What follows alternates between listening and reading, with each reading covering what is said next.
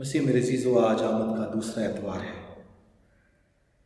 آمد کے سیزن کے دوران ہم 2000 سال قبل مسیح کے ماضی میں ایک ننھے بچے کی صورت میں آنے کو یاد کرتے ہیں۔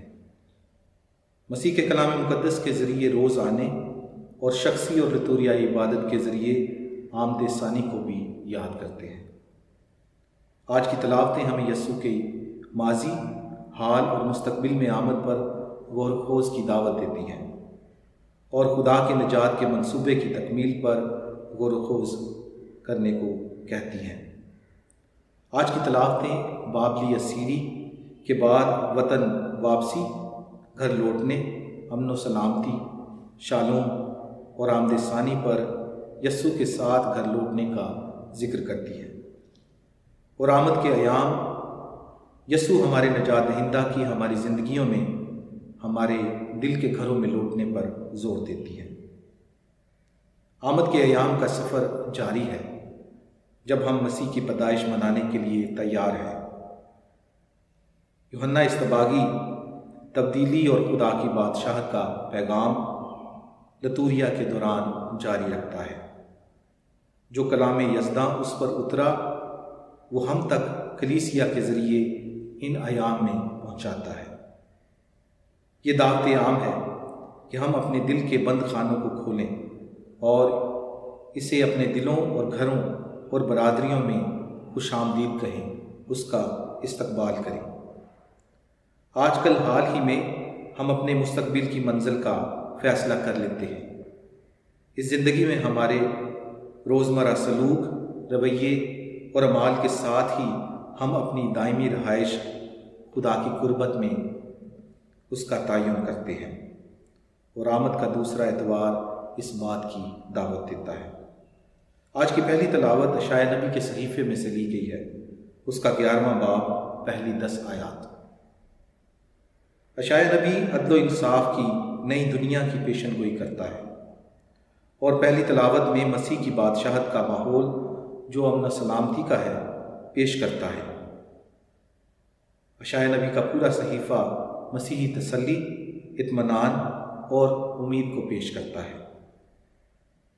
اشعیاء نبی یاد کرواتا ہے کہ خدا ہی اقتدار اعلیٰ کا منبع اور سرچشمہ ہے، ہر شے پر قادر ہے، اور اگر پہلے باب سے سفر کرتے ہوئے آئیں تو ہمیں معلوم پڑتا ہے کہ امید اور آس کی کہ عمل کی یہ کلی دوسرے باب کی پہلی 4 آیات، چوتھے باب کی پہلی 6 آیات، 7ویں باب کی 14 تا 8ویں باب کی 24ویں آیت سے ہوتی ہوئی 11ویں باب میں مکمل پھول کی شکل میں کھل جاتی ہے، کیونکہ اس کا نقطہ عروج جو آیت ہے وہ کہتی ہے اور اس کی جائے سکونت جلیل ہوگی۔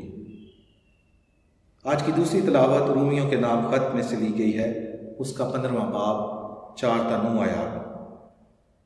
مقدس پولس رسول ان کی حوصلہ افزائی کرتا ہے جو ایمان میں مضبوط، اور ان کو تلقین کرتا ہے جو کمیونٹی میں ایمانی نقطہ نظر سے کمزور ہیں کہ ان کے ساتھ صبر اور تحمل کا مظاہرہ کیا جائے اور ان کو سمجھا جائے۔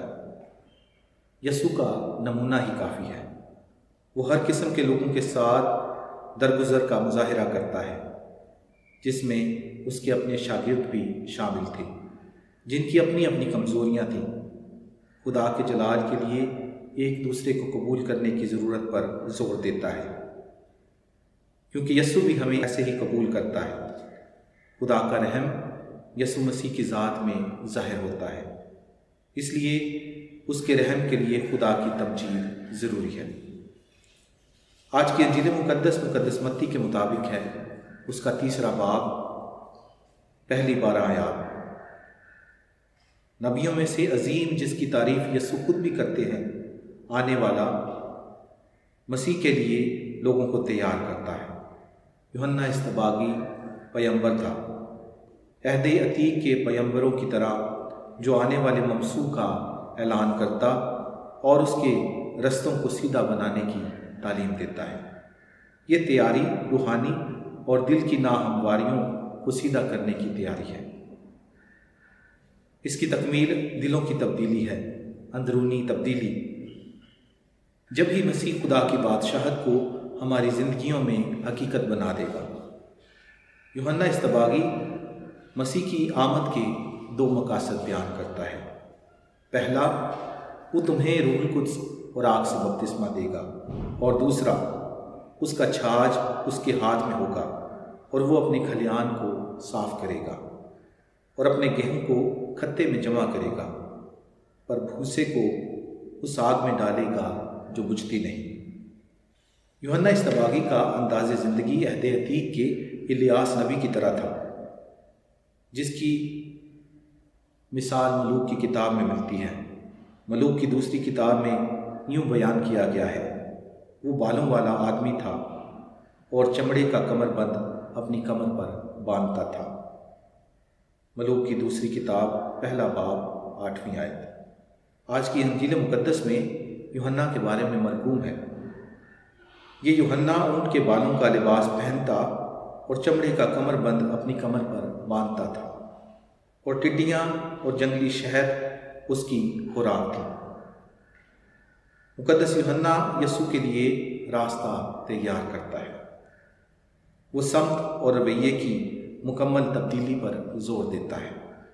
اس بات کو واضح کرتا ہے کہ رتبہ، جنم، ماضی و حال کے مذہبی تجربات، تابعداری کچھ فائدہ مند نہیں جب تک کہ خدا کے راستوں کو قبول نہ کیا جائے۔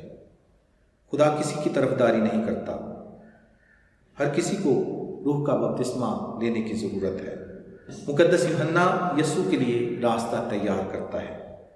وہ سمت اور رویے کی مکمل تبدیلی پر زور دیتا ہے۔